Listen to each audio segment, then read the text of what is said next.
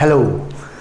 अच्छा, last class में हमने ये डिस्कस कर लिया था important articles, article 178, article 179, 180 and 180 sub clause 178 ये बताते हैं कि स्पीकर और डिप्टी स्पीकर जो होते हैं वो कैसे चुने जाते हैं, कैसे इलेक्ट होते हैं। They are elected by the majority of assembly members.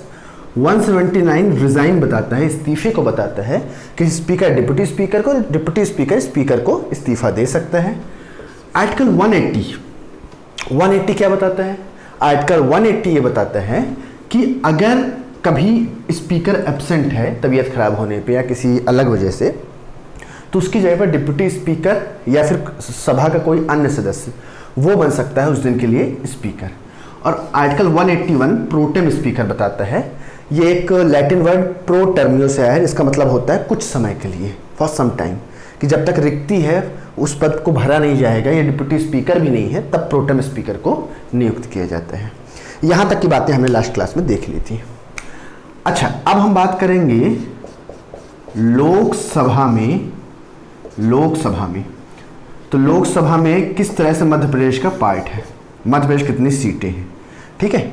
तो लोकसभा की अगर हम सीटों की बात करेंगे, बल्कि हम ये कहें कि संसद में लोकसभा, संसद में मध्य प्रदेश, संसद में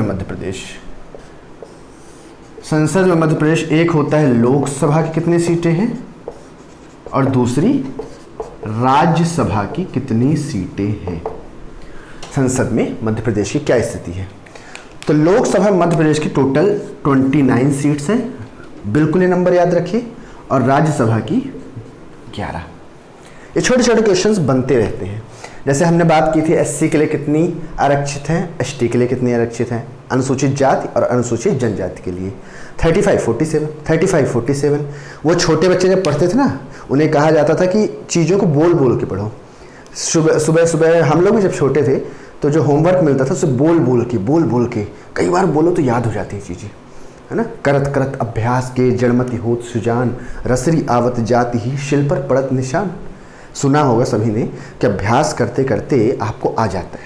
जिस तरह की अगर किसी चट्टान पे लगातार किसी रस्सी को घिसा जाए तो उसमें भी निशान पड़ जाते हैं। तो लोकसभा में 29 और राज्यसभा में 11।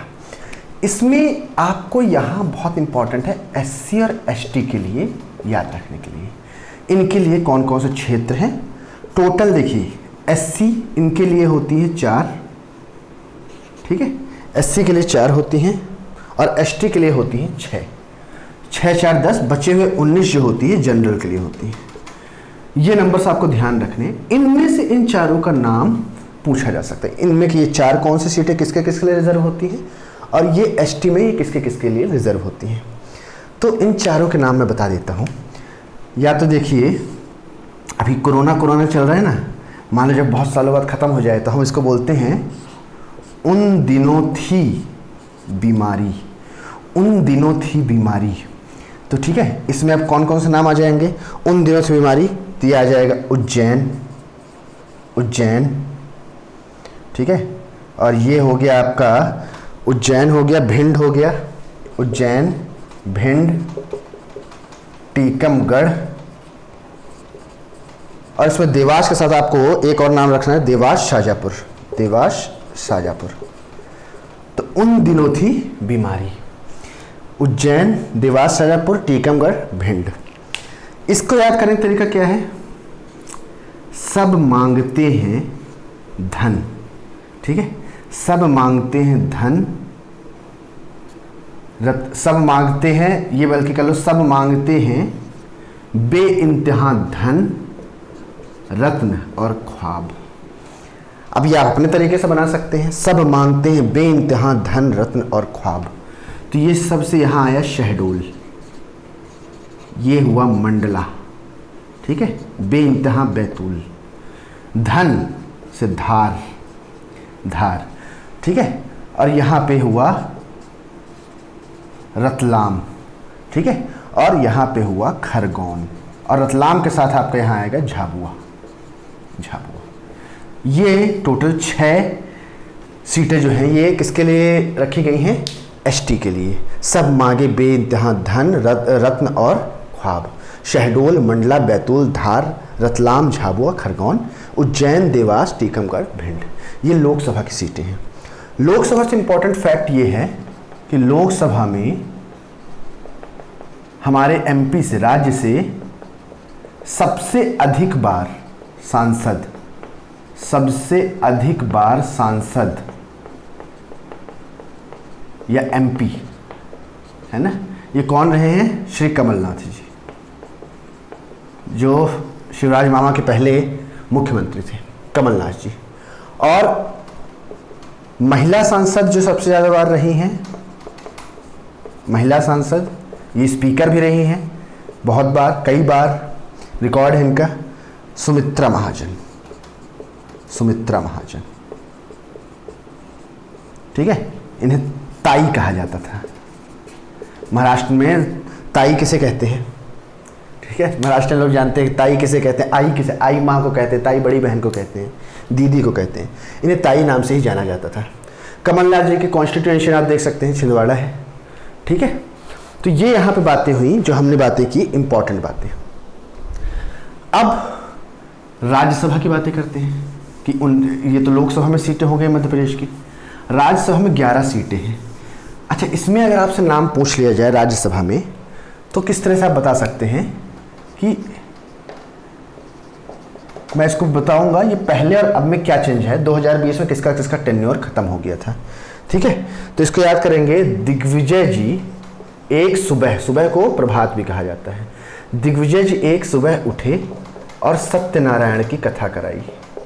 दिग्विजय जी एक सुबह या प्रभात उठे, सत्यनारायण की कथा कराई और जाकर मिले एमजे अकबर जी से, एमजे अकबर जी से, और अपने विवेक, विवेक मतलब होता है बुद्धिमत्ता का इस्तेमाल करते हुए दिग्विजय जी प्रभात उठे, सत्यनारायण की कथा कराई, एमजे अकबर जी से मिले, अपने विवेक का इस्तेमाल करते हुए अपनी संपत्ति बनाई। और उसके बाद कैलाश की गोद में जाकर, कैलाश की गोद कह लो, गहलोत में जाकर, कैलाश की गहलोत में जाकर, ठीक है, ये हो गए अजय और इन्हें धर्म की प्राप्ति हुई और ये हुए राज शिरोमणि, राज शिरोमणि। दिग्विजय एक प्रभात उठे, सत्यनारायण की कथा कराई, एमजे अकबर जी से मिले, अपने विवेक का इस्तेमाल किया, अपनी संपत्ति को देखते हुए कैलाश की गोद में गए, वहाँ जाके अजय हुए, धर्म हासिल किया और राज शिरोमणि हो गए। तो दिग्विजय सिंह, ठीक है, सत्यनारायण काटिया और प्रभात, अब इन तीनों का कार्यकाल जो था, प्रभात झा जी, इन तीनों का कार्यकाल 2020 में खत्म हो चुका था, ठीक है। तो अब जो प्रेजेंट में है वो है एमजे अकबर, जिनका 2022 तक कार्यकाल है, विवेक तनखा जी हैं, संपत्तियाँ उइके हैं, ठीक है, ठीक है। इसके अलावा इसमें नाम आ जाता है कैलाश जी का, तो ये कैलाश सोनी है, ये थावरचंद गहलोत हैं, थावरचंद गहलोत हैं। इसके अलावा इसमें आते हैं अजय प्रताप सिंह, अजय प्रताप सिंह, धर्मेंद्र प्रधान, धर्मेंद्र प्रधान और राजमणि जी। बस एक बार इनको देखना है कौन कौन सदस्य राज्यसभा में हैं मध्य प्रदेश से, तो ये लोग को आपका नाम ध्यान रखना है, 11 सदस्य हैं, ठीक है। और केंद्र में जो मंत्री हैं, केंद्र में मध्य प्रदेश की तरफ से, मतलब मोदी सरकार जी की कैबिनेट में जो मंत्री हैं उसमें कौन कौन से हैं, उसमें है प्रहलाद पटेल, है ना, धर्मेंद्र प्रधान, धर्मेंद्र प्रधान, प्रहलाद पटेल जी हो गए, धर्मेंद्र प्रधान जी हो गए। इसके अलावा आपके थावरचंद गहलोत हैं, नरेंद्र सिंह तोमर हैं, थावरचंद गहलोत, नरेंद्र सिंह तोमर, नरेंद्र सिंह तोमर और फग्गन सिंह कुलस्ते, इतने लोग के नाम हैं, ठीक है। ये नाम है, इसमें आप इनका बल्कि कौन कौन डिपार्टमेंट ये भी देख सकते हैं। धर्मेंद्र प्रधान जी ये शायद पेट्रोलियम में है, पेट्रोलियम में है, ठीक है। थावरचंद गहलोत जी जो हैं ये हैं सोशल जस्टिस, सामाजिक न्याय और अधिकारिता, सामाजिक न्याय और अधिकारिता, सामाजिक न्याय व अधिकारिता, सोशल जस्टिस में है ये, ठीक है। नरेंद्र सिंह तोमर जी जो है कृषि वगैरह में है, मतलब कि ग्रामीण विकास कृषि में है, एग्रीकल्चर मिनिस्टर, ठीक है। फग्गन सिंह कुलस्ते जो है इस्पात मंत्री हैं। इस्पात मंत्री मतलब ये हुए आपके, ये हुए स्टील मिनिस्टर। स्टील इस्पात होता है, कार्बन का कंटेंट होता है इसमें, स्टील मिनिस्टर है ये। और प्रहलाद पटेल जी जो हैं ये संस्कृति और पर्यटन, मतलब कि कल्चर एंड टूरिज्म, ये इनके डिपार्टमेंट में है।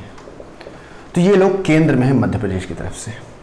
तो यहाँ पे आपके राज्य की विधायिका की जितनी मैक्सिमम जानकारियाँ हैं वो मैंने दे दी हैं। अब हमने राज्य विधायिका जान लिया, तो अब हम राज्य कार्यपालिका देखेंगे।